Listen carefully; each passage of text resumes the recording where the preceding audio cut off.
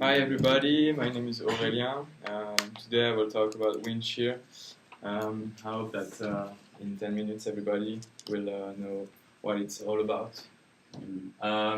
First into introduction, here is a survey published by the Federal Aviation Administration in 2003, which shows that 20% of accidents are related to the weather. And it turns also out that the wind is the main cause in 48% of the accidents. So that's why I will focus today on wind, more specifically on wind shear, and try to find out the consequences for general aviation. My presentation will have three parts today. So first part, give a definition and try to understand the effects on flight. Second part, I will give an example of a crash caused by wind shear. And the third part, try to understand how we can prevent accidents from happening. So first part, definition. The wind shear is a rapid change in wind direction or speed, or both. It can be divided into vertical and horizontal components. And it's a micro-scale phenomenon, which means that it occurs over a small distance. It can be something like 2 or 3 kilometers, but often not more than that. It's often associated with turbulence, which increases the danger. And we consider significant wind shear for aviation, general aviation, around 30 knots horizontally and 5 knots vertically. Let's now have a look on where and when it is observed. So first, around mountains, when the wind blows over a mountain, you can encounter strong vertical wind shear on the lead side of the mountain because of those waves that we call rotor, and you also encounter strong turbulence here. So it's really hazardous to fly in an aircraft in those conditions. The second thing is converging winds. So here in the merging area, you are likely to encounter strong horizontal wind shear due to the difference of speeds. And on the contrary, diverging winds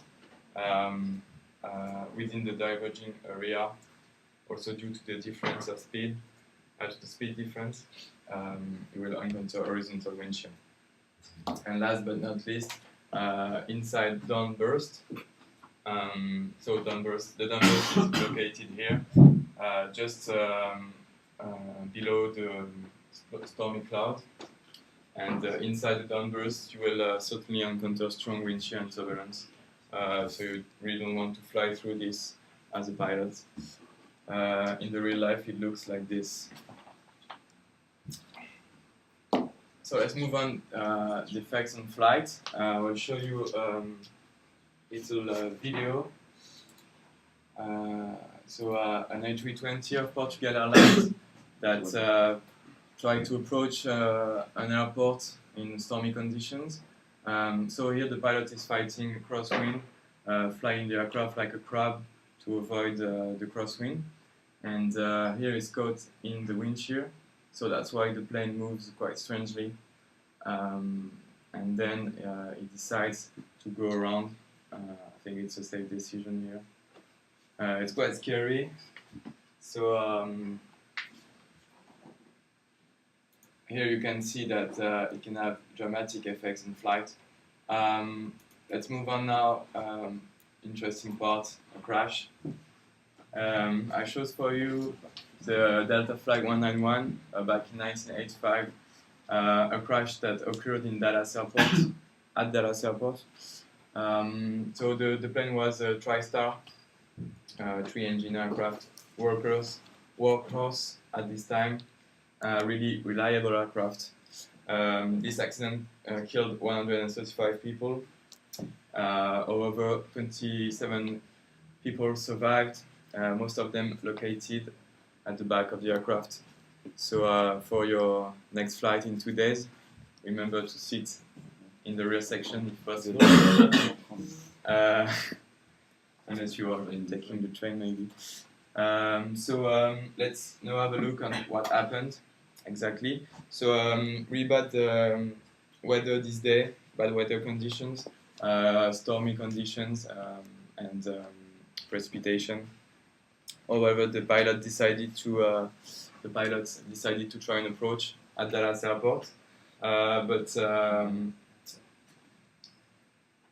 they were caught in a downburst, and so I will try to explain to you what happened exactly. So first, the aircraft encountered a strong headwind, which increased the airspeed.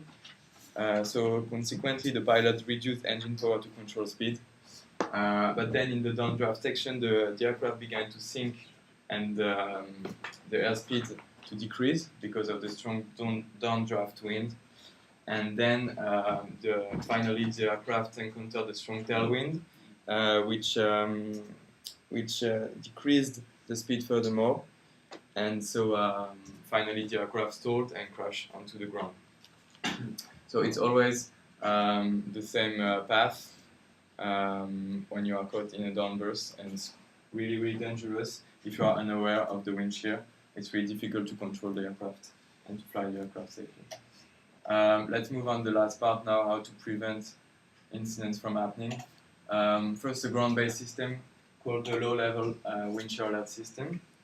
It was developed again by the FAA after several accidents in the United States in the early 90s. For approaches and control towers.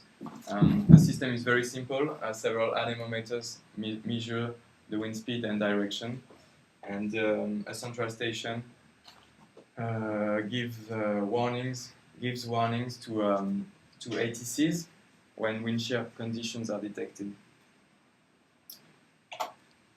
Then the ATCs are here to relay the information, of course, to the pilots.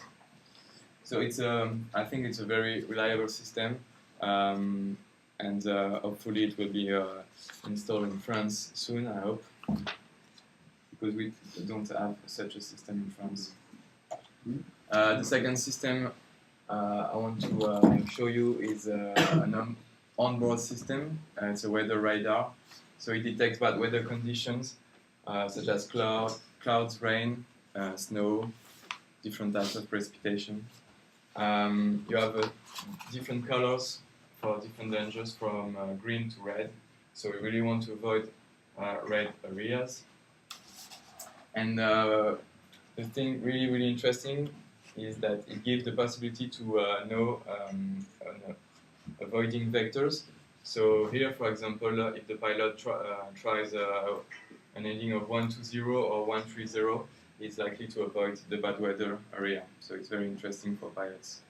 The second thing is the wind shear alert system, which is likely to alert both visually and orally the pilot of wind shear conditions. If the aircraft is caught inside the wind shear, the pilot will hear wind shear, wind shear, wind shear 3 times in the cockpit, and will see a little warning here on their weather radar, so as they can have a quicker reaction and have a better awareness of the situation because of the alarm. It's very important. And finally, to conclude, let's say that of course weather is a major hazard for aviation, and more specifically wind shear, often associated with turbulence, is likely to cause fatal accidents. Controllers and pilots have to take it very seriously, and they both have to use their tools or create them if they don't exist. And of course, as we cannot change the weather, we have to live with it. So if you have any questions, I will be happy to answer them.